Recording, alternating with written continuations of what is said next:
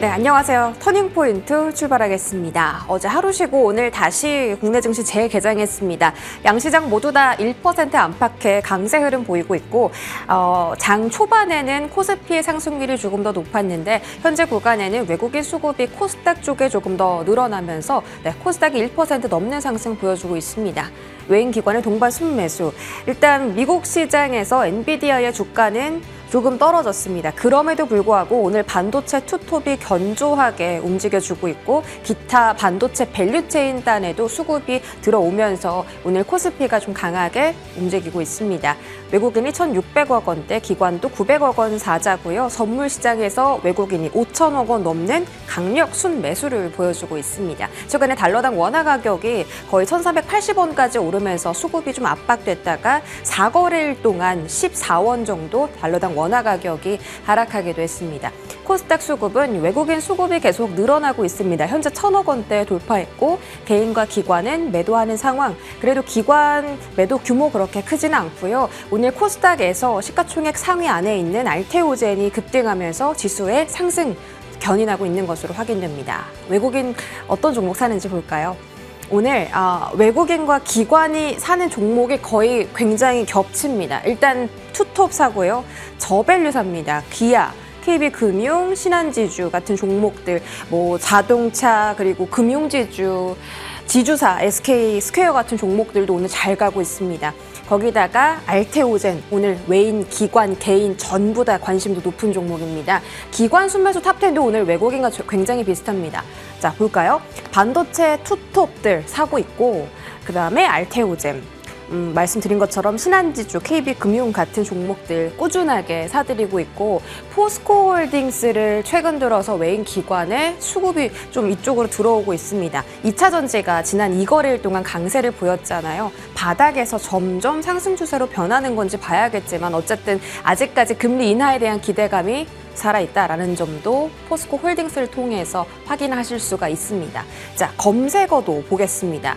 개인들이 어떤 종목에 가장 관심이 많을까요? 일단 반도체 투톱은 오늘 모든 이 수급 동향에 다 들어가 있고요. 알테오젠 한미 반도체도 그렇습니다. 플러스 최근에 그 동해 석유 관련해서 이제 뭐 철강주, 밸브, 석유, 가스 종목들 전부 다 상승했는데 한국가스공사, 한국석유, 흥구석유, 동양철강까지 다 들어가 있습니다. 다만 지금 액트지오 대표가 기자회견을 하고 있는데 재료 소멸로 인식을 하면서 이 테마주들의 정말 극변동성이 강하게 펼쳐지고 있습니다. 와, 우린 PTS가 상한가를 갔네요.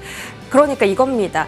이 시추를 어쨌든 죽이 되든 밥이 되든 할 건데 철강이나 밸브, 석유, 가스 종목들은 이 시추의 그 과정에서 조금 더 멀리 떨어져 있는 단계고 어쨌든 시추는 하긴 할 거니까 이 초입, 스텝 1에 있는 종목들이 강세 흐름을 보인 거죠. 흥구석유나 뭐 한국가스공사나 이런 종목들은 상승분을 다 반납했는데 어쨌든 일단 시추는 할 거다라는 그 확신 속에서 우린 PTS, 뭐 상상인더 같은 종목들은 잘 가고 있고요.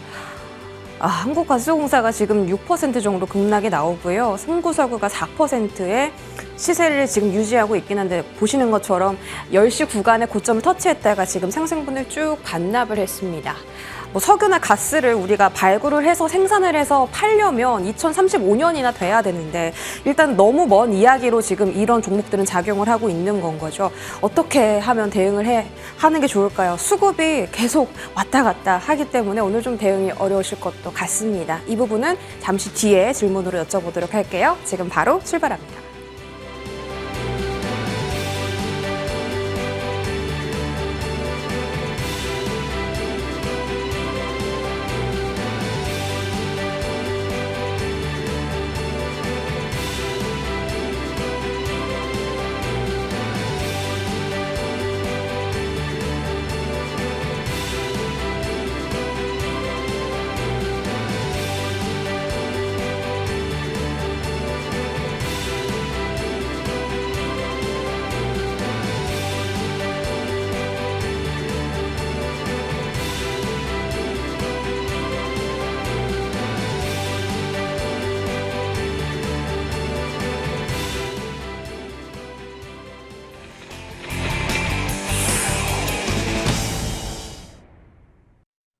네, 오늘장 탑10은 하이투자증권 스마트 PB센터 이화진 과장과 함께합니다. 어서 오세요. 네, 안녕하세요.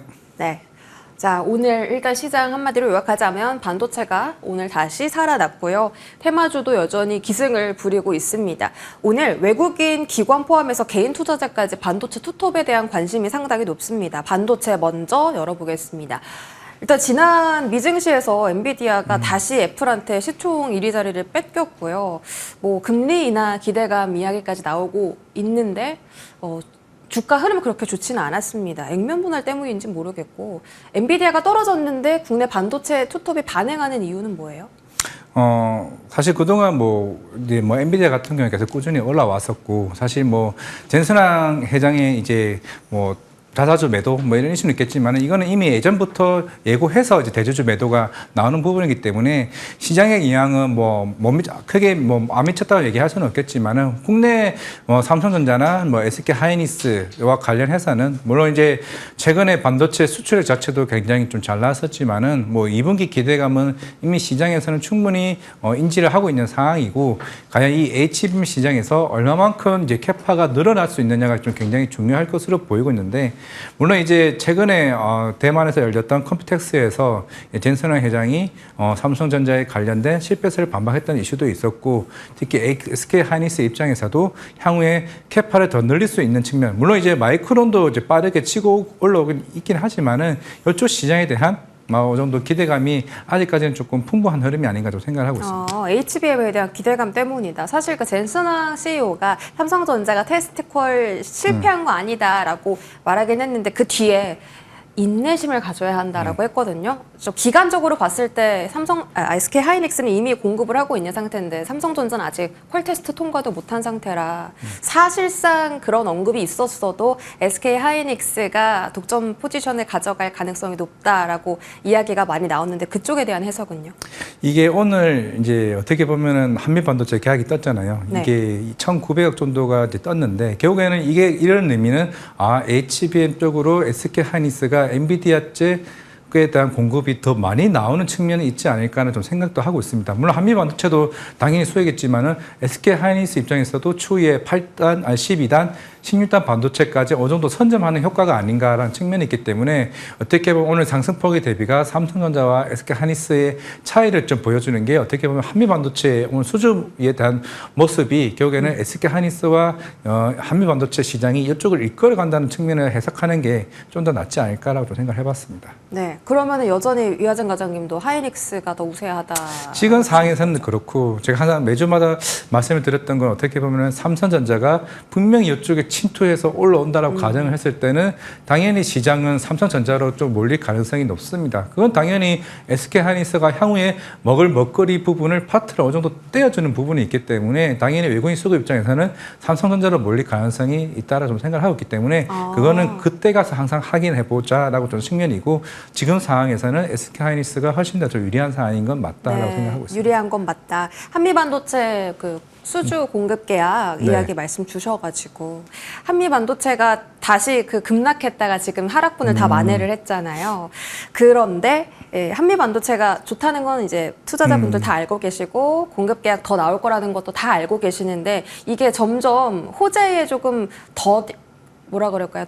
민감도가 떨어지는 그런 느낌이라서 이런 걸 뛰어넘는 다른 모멘텀도 저희가 볼 게 있나요? 결국에는 지금 물론 2원화, 3원화 중요하겠지만은 이게 물론 다른 쪽으로 보게 되면 폴더블만 보더라도 실제적으로 처음에는 파인테크니스, 지금의 파인엠텍이죠. 그리고 KB치바텍, 내장 힌지 쪽이 처음엔 독점이었습니다. 그러다가 2원화, 3원화 했는데 결국에는 처음 독점했던 물량에서 사실 그렇게 줄어들지 않는다는 거죠. 물론 비상장에서 들어오더라도 한 10%, 5% 이 정도 들어오는 게 되는 거고, 만약에 하나정밀기계나 ASM, MPT 같은 회사가 들어온다 하더라도 아마 큰 비중을 차지하지는 않을 것으로 보이고는 있습니다. 결국에는 기술력 차이가 난다라고 좀 가정을 했을 때는 굉장히 크고, 있고 이게 1,900억짜리가 얼마나 큰 거냐면은 작년 9월 달에 처음 TC본드 장비를 납품했을 때 그때 900억이었고 그 이후에 500억, 300억 이런 식으로 조금 줄어들었습니다. 마이크론도 200억이었고. 근데 이번에 한 방에 지금 1,900억짜리 공급 계약이 갔다는 거는 그만큼 큰 물량이 좀 나왔다는 거고 결국에는 SK 하이닉스 입장에서는 추후에 삼성전자가 들어올 것 대비해서 이 많은 물량들을 빨리 선점하는 효과도 저는 있다고 좀 생각을 하고 있습니다. 그러면 이제 한미반도체 더 올라갈 수 있는 방법은 네.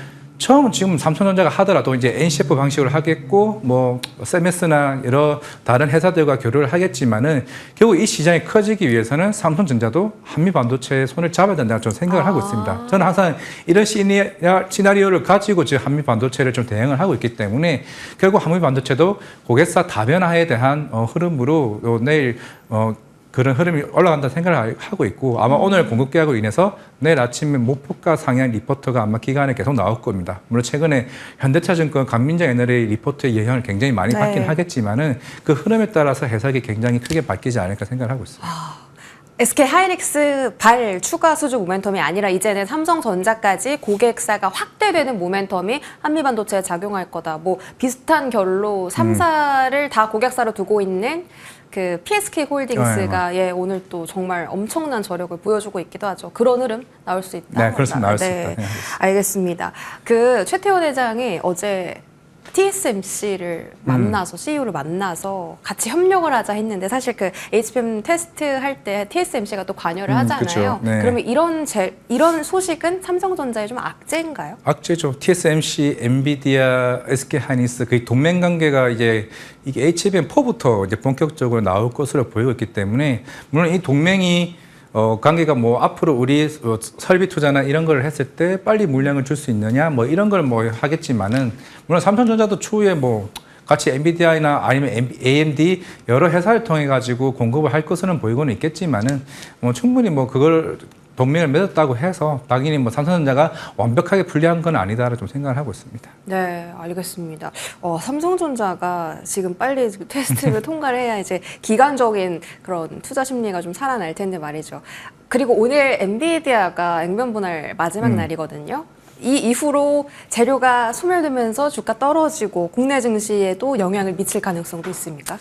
이게 서서히 물론 이제 증권사 이름 말 못하겠지만 엔비디아 고점 얘기를 서서히 하는 분들이 좀 나오고 있는 것 같기는 해요. 네. 실제적으로 물론 이제 성장은 더 하겠지만은 워낙 이제 주가가 중장기적으로 강하게 올라왔었기 때문에 분명 주가도 쉬어가는 구간이 잇따라 좀 보이고 있고 물론 이제 젠슨왕 회장님도 뭐 자사주 매도를 하셨지만은 요거 액면 분할과 과연 그만큼 계속 꾸준히 이제 분기마다 성장을 해왔는데 이게 정체될 가능성은 없냐라는 측면을 봤을 때는 아무래도 좀 이번 2분기겠죠, 3분기겠죠. 3분기로 넘어갈 때는 어느 정도 성장성은 조금 주춤할 수 있다. 이거는 SK 하이닉스, 삼성전자도 얘기가 나옵니다. 2분기까지는 큰 폭의 성장은 나올 수 있는데 그 성장이 3분기 때는 정체될 가능성이 있다라는 측면이 있기 때문에 어느 정도는 반도체도 어느 정도 이 타이밍을 너무 우리가 너무 좋습니다 한다기보다는 어느 정도 비중 자체는 조절해 가면서 좀 체크를 하는 게 낫지 않을까라는 생각을 하고 있습니다. 너무 헷갈립니다. 아까는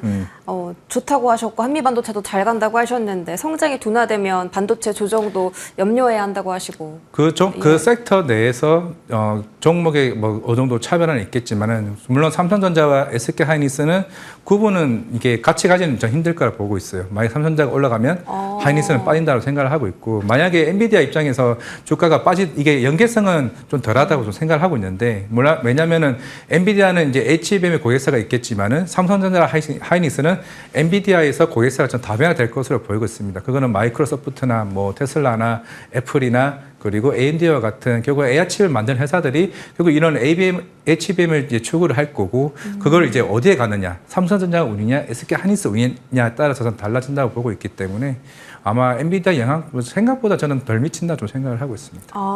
그래서 오늘 좀 디커플링이 나온 건가요? 약간 그렇다고 좀 생각을 하고 있고 결국에 이제는 사실 엔비디아는 고속 행진을 해서 올라왔었고 삼성전자 같은 경우는 거의 박스권에 있다가 올라갔다 다시 한번 빠진 상황이잖아요. 거의 HBM 관련 나오기 전 가격대가 거의 떨어졌기 때문에 충분히 이거는 저가의 흐름이고 SK 하이닉스는 이미 충분히 2분기, 3분기에 대한 실적에 대한 밸류는 충분히 받은 흐름이 아닌가. 삼성전자는 저가 매수에 대한 관점이고 SK 하이닉스는 밸류가 다 반영이 됐다. 물론 여기서 더 성장하는 거는 이제 삼성전자 보시겠죠. 그러면 반도체 투톱 안에서 어떤 재료가 있어야 더 상승할 수 있는 거예요? 삼성전자가 HBM 들어가냐 못 들어가냐. 그거 좀 오래 걸릴 거잖아요. 이게 오래 걸리더라도 근데 원래 삼성전자가 지금 6월달에 3E 그거 12단 반도체 양산을 한다라고 얘기를 네네. 했었어요. 이걸 약속을 지키냐 안 지키냐. 그러면 당연히 엔비디아와 삼성전자 입장에서는 이게 비공식적으로 이게 이미 체계됐을 수도 있는 거고 말을 못 하는 거니까. 그럼 만약에 이게 실제적으로 양산이 된다라고 하게 되면은 그 시장의 분위기는 삼성전자 쪽으로 돌릴 수 있다는 거죠. 그러면 삼성전자를 사야 되나요? 그렇죠. 그때는 그 차 사야죠. 지금은요? 지금은 모르니까. 가만히 있어요. 관망해요. 저는 일단은 보는 게 맞다라고 생각을 하고 있는 게 이게 사실 뭐 기사가 뭐 양산을 한다라고 얘기는 했지만은 이게 실제적으로 우리가 워낙 그동안 삼성전자의 부적합 이슈가 작년 12월 달에도 있었고 이번에도 있었기 때문에 그건 수율적인 문제는 계속 이제 문제가 개선이 됐다라고 하고는 있지만 정확히 나올 때까지는 기다려 봐야 되지 않을까. 근데 물론 외국인 수급에 어느 정도 힌트는 있겠죠. 외국인 수급 오늘 뭐 투톱을 다 사다 보니까 그렇죠. 좀 헷갈리는데 과장님이시라면 SK 하이닉스의 TC본도 독점 공급하는 한미 반도체를 사시겠어요? 아니면 삼성전자 밸류체인 단 저가 매수 매집해서 모아 가시겠어요? 일단 한미 반도체는 항상 가장 중요한 키를 가지고 있기 때문에 이거는 맞다라고 생각을 하고 있고 그러면 이오테크닉스를 조금은 봐도 되지 않을까? 이오테크닉스. 왜냐하면 삼성전자 밸류 체인 단인데 이게 아직까지 큰 폭으로 반등이 안 나오고 있단 말이죠. 네. 삼성전자도 마찬가지고 그렇다는 건 아직 시장이 의심을 하고 있다는 거기 때문에 이 의심만 풀린다고 하면은 좀 뒤바뀔 수 있다. 한 2주 전부터 계속 이제 출연자 분들께서 이오테크닉스 언급해 주셨는데 아, 계속 주가는 빠지죠. 하향이에요. 그러니까 사실 매수하기 손이 잘 안 가거든요. 그렇죠. 그럼에도 불구하고. 그래 불구하고 삼성전자가 만약에 이슈가 된다라고 하게 되면 난 삼성전자 부담스러워. 그러면은 이오테크닉스로 접근하는 게 맞다라고 생각하고 있습니다. 알겠습니다. 한미 반도체, 이오테크닉스 이렇게 봤고요. 자, 다음 바이오 쪽 보겠습니다. 알테오젠이 에코프로를 제치고 시가총액 2위 자리에 등극을 했습니다. 아니 왜 이렇게 강한 거죠? 일단 그 ECB에서 캐나다에 이어서 금리 인하를 했고 다만 이게 조금 다음 향후 금리 인하에 대한 좀 매파적인 발언이 있어서 매파적 인하다라는 말이 있습니다. 그래도 금리 인하하면 어쨌든 바이오에 좀 영향이 가잖아요. 알테오젠 앞으로 어디까지 갈까요? 좀 더 간다라고 생각을 더 하고 있는 간다. 게 네. 지금 알테오젠을 목표가 30만 원 잡은 게 신한투자증권의 엄민용 애널이죠. 예. 그 잡은 이유가 머크 독점 계약으로 인해서 28년도 SC 전환율로 50%를 했을 때 그 가격대가 지금 30만 원입니다. 지금 최근에 박순재 대표도 70% 80%까지 SC 전환율이 좀 올라갈 수 있다라고 얘기를 했는데 그렇게 되면 충분히 로열티 5%에 대한 희망도 좀 충분히 나올 수 있다고 좀 생각을 하고 있고 뭐 어차피 이거는 비공식적인 거기 때문에 그러면 최근에 아스코에서 나왔던 뭐 아미반트밥 SC나 레이저 트림에 관련 이슈가 나왔을 때 실질적으로 여러 지금 인상 데이터나 항암 데이터를 봤을 때도 그만큼 SC에 관련된 실제로 SC를 적용을 했을 때 기존의 피하 주사 대비해서 데이터가 굉장히 큰 폭으로 개선이 되고 있습니다. 최근에 오늘 같은 경우도 왜 올랐냐고 하면은 최근에 키트루다 관련된 이런 정맥조사 관련 임상을 했는데 실제적으로 추가 인상이 없어도 SC로 전환을 할 수 있다라고 하게 되면은 여러 적응증을 확대를 할 수가 있기 때문에 우리가 그럼 키트루다 하나만으로도 여러 적응증을 통해서 SC 매출이 굉장히 큰 폭으로 올라갈 수 있다라고 가능을 했을 때 알테오젠의 수혜가 굉장히 크다라고 좀 볼 수가 있겠죠. 물론 어제 할로자인 같은 경우도 일반적으로 지금 그런 특허에 관련된 연장을 하면서 이런 SC 제형의 플랫폼에 대한 모든 시장의 글로벌 트렌드가 되고 있습니다. 네. 그렇게 되면은 지금 알테오젠 같은 경우는 우리가 흔히 ADC라고 하는 ADC SC 관련해서 얘기가 나오고 있는데 제가 지난주 월요일쯤에 여기 거래소에서 했던 IR을 갔다 왔을 때 그때 알테오젠 전문님한테 얘기도 했던 거는 실질적으로 ADC 개발사가 아니라 ADC를 출시를 했던 이미 만들어 난 회사들에게 향후에 기술 이전 계약이 굉장히 크다라고 얘기를 했던 만큼 그게 결국 일본에 있는 다이치 산케입니다. 실제로 다이치 산케가 28년도에 대략 40조 매출이 나오게 되면은 거기에 SC 전환율 50%만 더하더라도 실제로 알테오젠이 가지고 오는 매출이 대략 1.4조에서 2조거든요. 그러면 아까 얘기했던 키트루다와 합치면은 2028년에 알테오젠의 매출 대략 4조까지 지금 이게 밸류를 측정하게 되면 거의 이거는 어차피 아직 확정이 안 됐기 때문에 30만 원이지 확정이 되는 순간 아마 목표가가 4, 50만 원까지 올라갈 수 있다는 거죠. 그러면 지금 이렇게 올라타야 되나요? 지금도 사실 물론 지금은 이슈를 보게 되면은 첫 번째 이슈는 국내 임상 테르가제 임상 이슈가 뭐 스케줄이 하나가 있고요. 9월달에 머크 키트로다 이제 임상 3상이 끝납니다. 그렇게 되면 인상이 완성이 되면은 추후에 1.4주의 마일스톤도 또 알테온이 또 받아요. 그만큼 사실 이게 우리가 순수하게 기술 이전됐네 이런 흐름이 아니라 알테오제는 역사상 가장 큰 빅파마로 올라갈 수 있는 많은 조건들을 갖춘 회사이기 때문에 굉장히 시장에서 괜히 이렇게 주가가 올라가는 게 아니다 말씀드리겠습니다. 와, 목표가가 50만 원까지도 갈 수 있는 그 힘을 갖고 있다라는 거죠. 뭐 그런 사실이 좀 나와봐야 알겠지만 그 오늘 알테오젠뿐만 아니라 뭐 삼성 바이오로직스, SK 바이오팜 같은 CDMO 종목들에 대한 리포트도 나왔고 네. 유한양행, 리게캠 바이오, 뭐 기술 이전 기대감 있는 종목들도 오늘 리포트가 쫙 나왔는데. 바이오주가 아예 6월에 주도주로 자리 잡을 수도 있을까요? 네, 맞습니다. 저는 유황여인도 지금 FDA 승인이 원래 8월인데 6월달 될 가능성이 높고 이번 아스코에서 아미반타박 관련된 레이저 티닙 그 데이터가 워낙 너무 잘 나왔었기 때문에 당연히 FDA 입장에서는 안 되겠다. 너네도 6월달에 할 가능성. 왜냐하면 아스트라제네카도 4월이었는데 2월 조기 FDA 승인이 떨어졌었기 때문에 유황양인도 이번에 승인이 되면은 이게 12월 달에 대략 4분기쯤에 연산에서 1,000억 정도의 로열티를 받는 세계 최초의 우리나라 입장에서는 처음으로 이제 로열티를 받는 회사가 탄생하는 부분이 있기 때문에 충분히 기대감이 굉장히 크다라고 보이고 있고 그리고 아까 오늘도 뭐 간스텐 바이오텍 관련해서 이제 아토피 치료제 임상 3상이 마무리가 됐습니다. 거기에 따라 지금은 생각보다 우리가 오늘 아까 앵커님도 아까 금리 인하 얘기를 하셨지만은 사실 금리 인하보다도 생각보다 우리나라 바이오 회사들이 인상에 대한 레벨업이 굉장히 높아졌기 때문에 그만큼 시장에서 주목을 받고 있다라고 말씀을 드리겠습니다. 6월 주도주가 될 가능성이 있습니까? 라는 질문에 그럴 수도 있다라고 답변해 주셨고 그렇다면 딱 한 종목 산다면 네. 바이오 쪽에서 어떤 종목 제일 좋게 보세요? 지금 알테오젠이라고 보이고 있고 굉장히 부담스럽죠. 부담스럽긴 네, 하지만은 만약에 저는 25만 원 이하 때면 담아도 된다라고 저는 생각을 하고 있는 게 결국에는 지금 알테오제는 밸류로 가고 있는 거지 우리가 흔히 알고 있는 기대감으로 가고 있는 것보다는 향후에 받을 수 있는 매출 자체가 있습니다. 지금 700억밖에 안 되는 회사가 불과 이제 5년 뒤가 되면은 실제로 4조를 버는 회사가 탄생을 하는 부분이 있기 때문에 이게 밸류가 한 단계 더 올라갈 수 있는 측면이 있기 때문에 알테오제는 보유하신 분이라면 굳이 공인인증서를 삭제하시고 보지 마시기 바랍니다. 공인인증서를 삭제하고 그냥 보지 말자. 그러면은 언젠가는 막 더 몇 배가 뛰어 있을 테니까 알테오제는 기대감이 아니라 실적이 찍힐 수 있는 회사다. 자, 바이오 종목 마무리 짓고 이 이슈를 좀 여쭤봐야 될 것 같아요. 지금 액트지오 대표가 기자회견을 하고 있습니다. 성공률이 20%라는 뜻은 실패율이 80%가 될 수 있다라고 또 언급을 하면서 이게 그 기대감으로 살았던 그 테마 종목들이 지금 다 상승분을 반납하고 시추 초입 단계에 제일 가능성이 있는 그 시추 관련주, 우린 PTS, 서암 기계공업, 상상인더 이런 종목들이 지금 다시 뜨고 있거든요.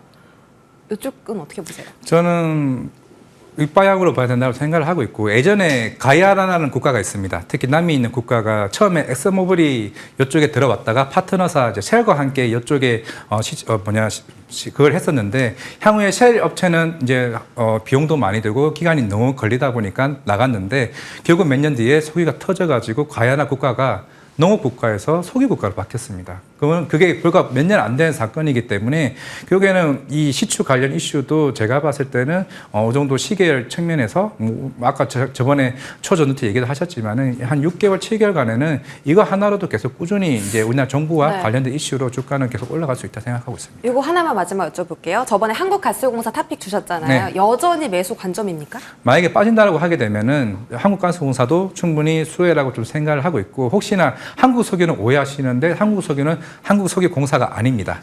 이 회사는 아스팔트와 일반적 석유 정제해서 이제 유통하는 이제 회사이기 때문에 실제로 한국석유공사가 이 관련 매장량을 주도권을 가지고 있고 추후에 한국가스공사 쪽에 이제 인수를 이제 가스를 팔아 넘길 것이기 때문에 한국가스공사가 가장 큰 만약에 수혜라면 제일 수혜다 말씀드리겠습니다. 알겠습니다. 자, 여기까지 이야기 마무리하고요. 하이투자증권 스마트 PB센터 이화진 과장님도 여기서 보내드리겠습니다. 고맙습니다. 네, 감사합니다.